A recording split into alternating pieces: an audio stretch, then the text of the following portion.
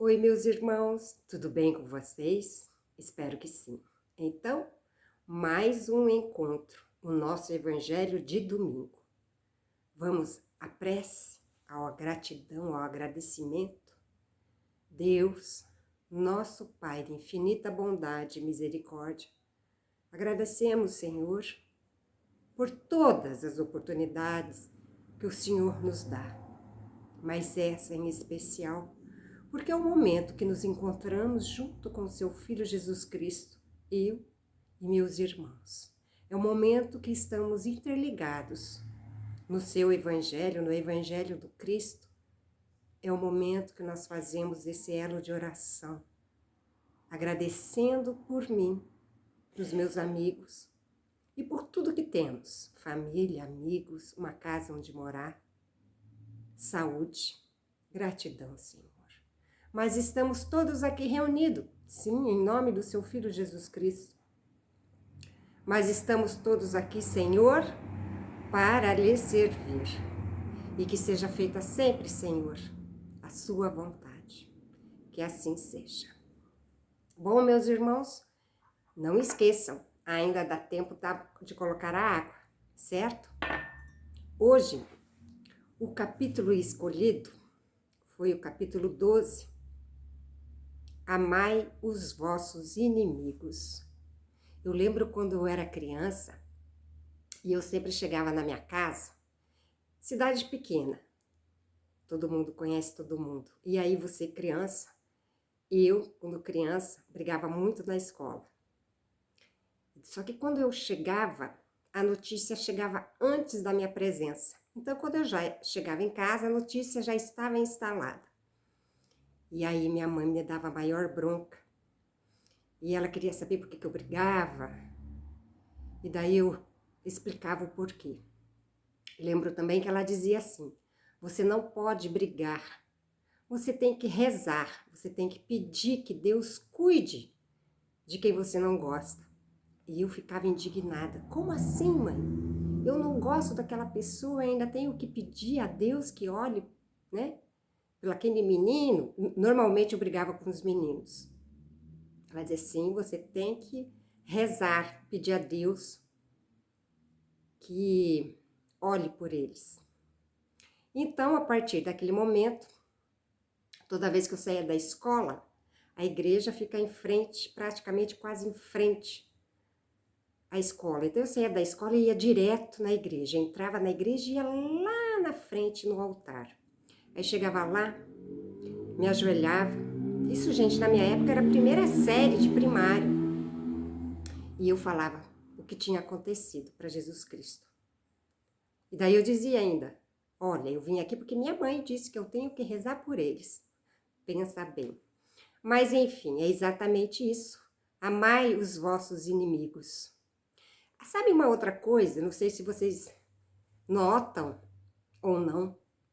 Hoje eu estava olhando o meu WhatsApp e aí tem o status, né? É isso?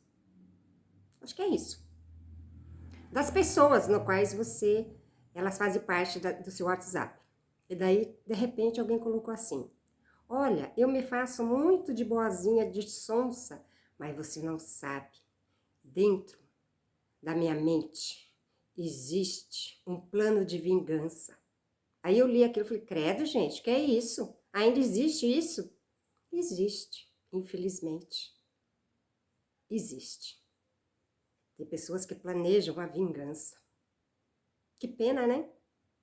Ainda não aprendeu. Mas o caminho chega para todo mundo. Então vamos lá, porque eu falo demais. O capítulo é o 12, amai os vossos inimigos. É o número 9, a vingança. Jules Olivier, Paris, 1862. Eu não sei se o evangelho de vocês é o mesmo número do meu. Então, a página do meu é 160. Mas é só vocês procurarem o capítulo 12, o número 9. Então, vamos ler aqui. A vingança é um dos últimos resíduos dos costumes bárbaros que tendem a desaparecer dentre os homens. Ela é como um duelo dos derradeiros vestígios daqueles costumes selvagens em que se debatia a humanidade, no começo da era cristã.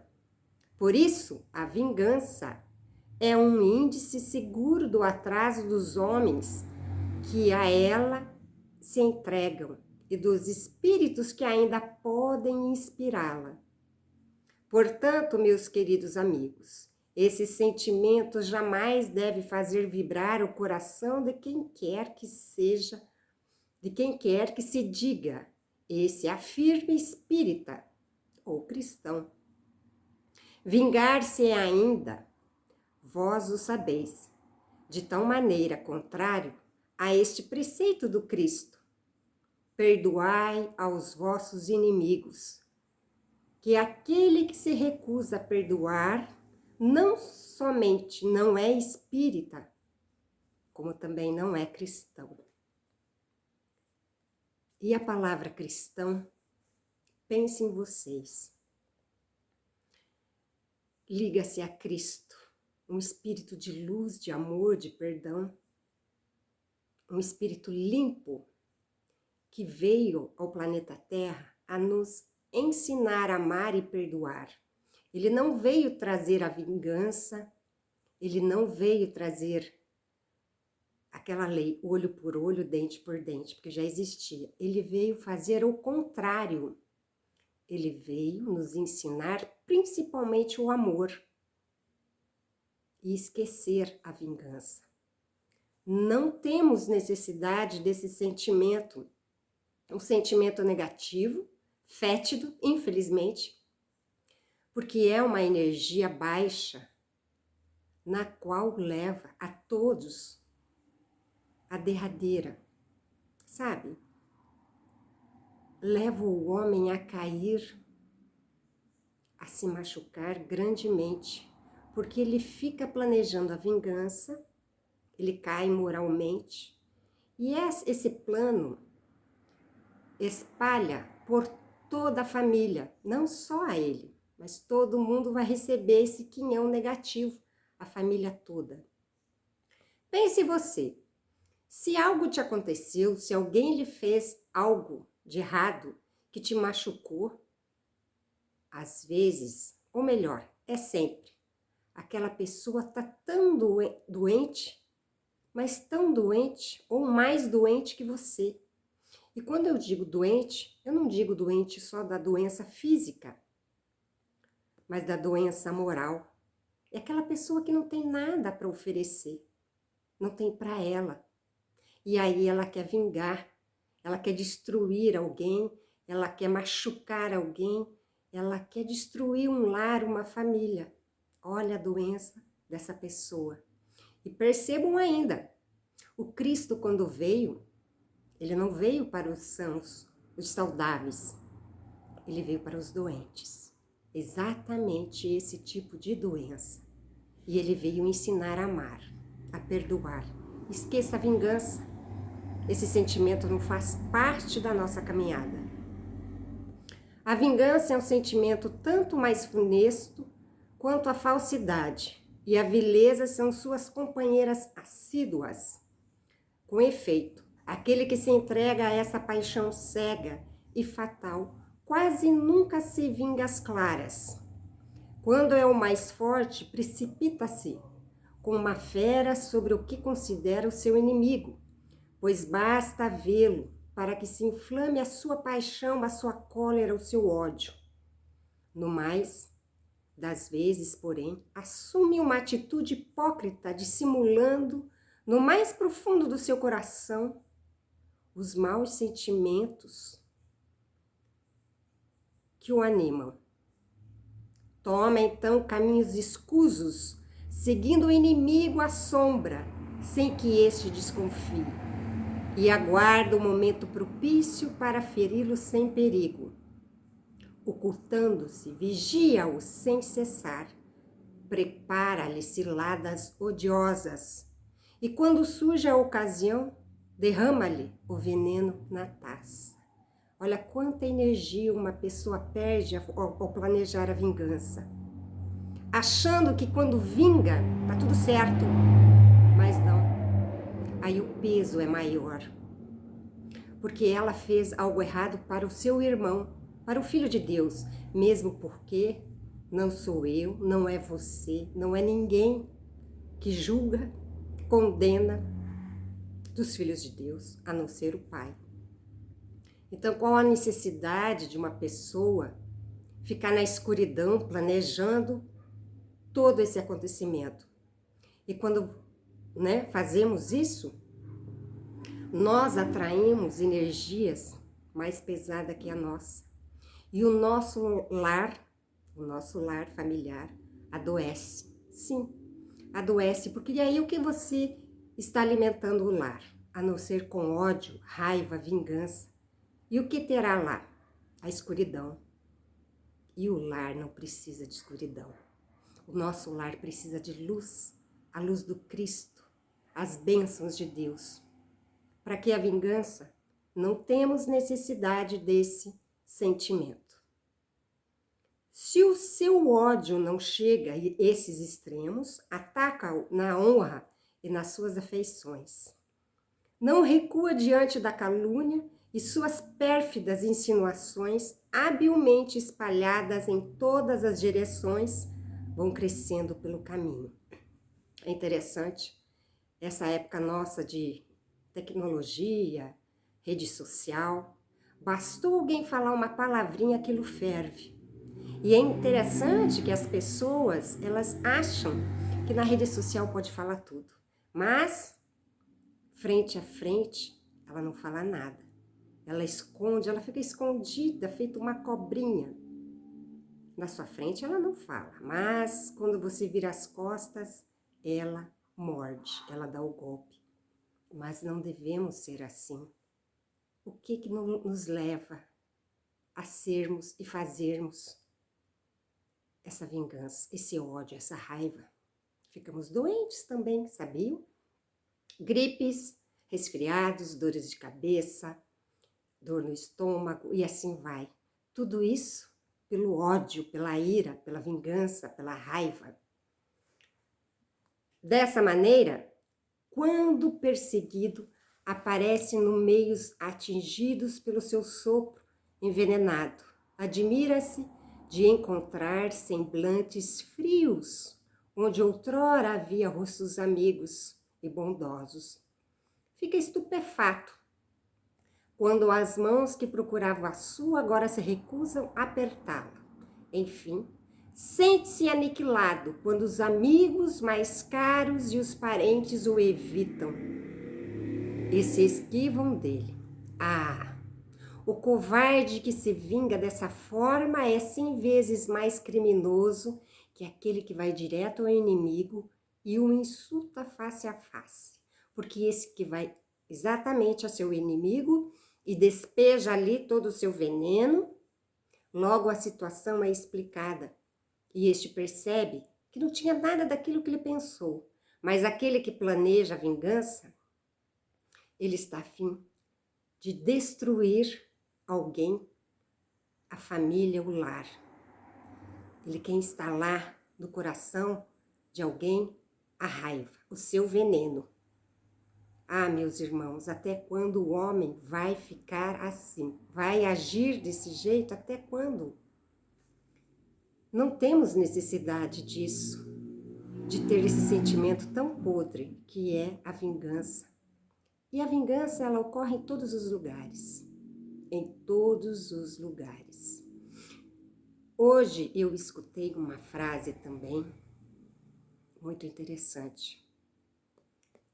E ela é assim: quando alguém defende muito a sua igreja e não a Deus, ela ainda está vazia. Quando alguém defende Deus para a sua vida e não defende a igreja, ela já encontrou o caminho do amor. E é exatamente isso. É por isso que eu falo, cada um do ser humano tem a sua religião, né? Temos que respeitar.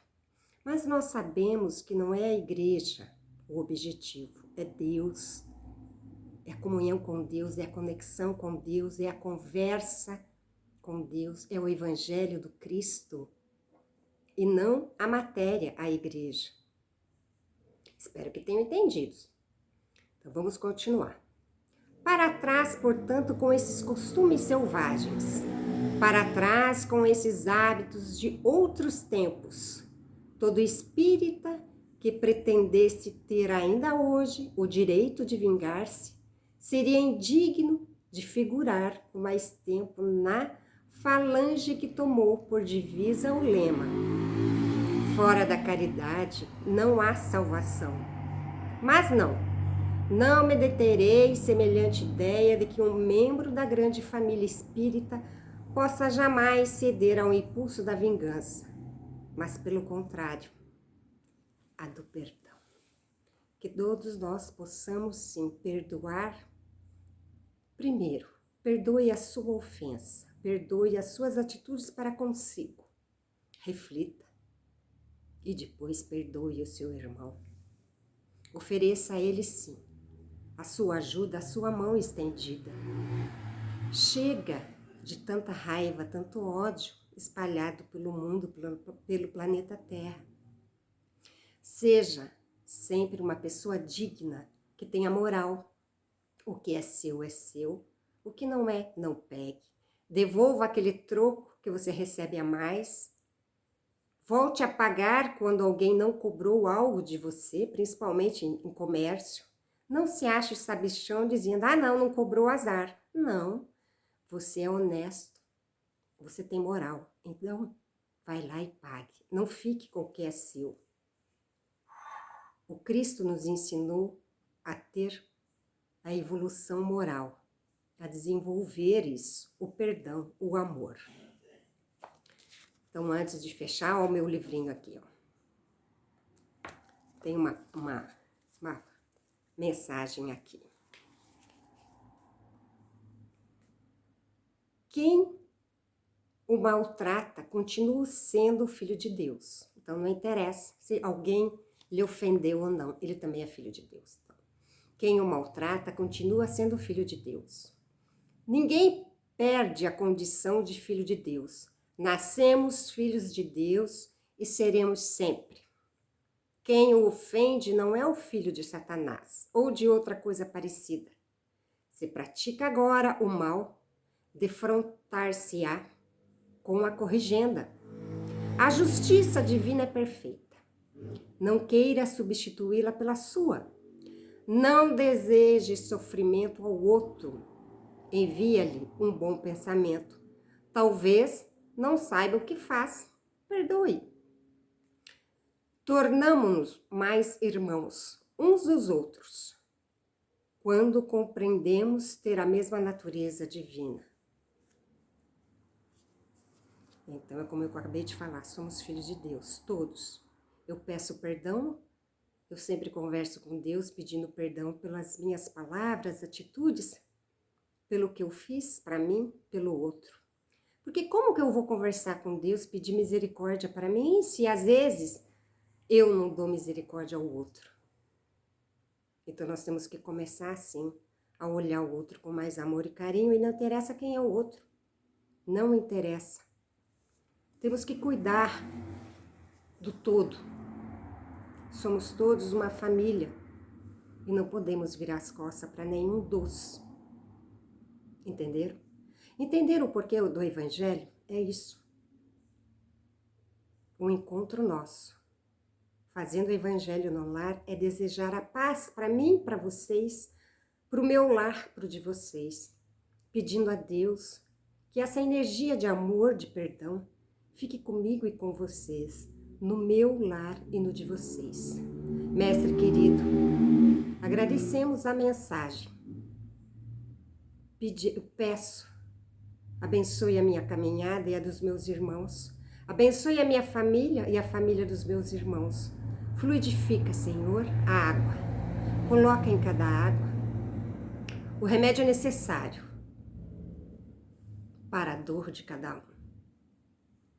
Que todos recebam aqui a cura dos seus males físico, espiritual, emocional. Que todos recebam, sim, as bênçãos de Deus. E que nesse momento Jesus Cristo, além de estar conosco, que esteja nos hospitais com os nossos irmãos oncológicos, que todos recebam de Jesus Cristo o seu abraço, as nossas orações. Que o Cristo também esteja com os nossos irmãos depressivos. Nós sabemos, irmãos, que é um dia por vez. Estamos todos unidos em orações por vocês. Esse dia foi vencido com muito amor. E amanhã será um dia de luz. Que o Cristo também esteja com os nossos irmãos de qualquer espécie de vícios. Que ele encontre a paz. Que ele encontre a luz e a mão estendida de Jesus Cristo. Obrigada, Senhor, por estar conosco. Dai-nos paz, compreensão. E que a nossa noite seja abençoada, pois teremos uma semana de amor, porque o Cristo está conosco. Que assim seja. Graças a Deus. Meus irmãos, espero que vocês tenham gostado do Evangelho. Deixe aquele like para mim, deixe seus comentários, compartilhe este vídeo, se inscrevam no canal, peçam para os seus amigos se inscreverem também e assim fazermos, eu e vocês, ajudarmos os nossos irmãos. Porque esse evangelho vai de encontro sempre a alguém necessitado, assim como eu e você. Então encaminhe esse vídeo e peçam a seus amigos para se inscrever no meu canal. Gratidão por tudo e, como sempre, eu falei demais. E o que eu desejo a vocês? Cris, e aí? Aí, o que eu desejo é paz, amor e as bênçãos de Deus na caminhada de cada um. Que todos tenham uma semana de amor e que a noite seja repleta de bênçãos. Um soninho, sabe aquele soninho gostoso para a recuperação da saúde? Vocês terão, porque Deus quer. Beijos, até o próximo encontro. Cris, e aí? Até mais, meus amigos. Obrigada, gratidão.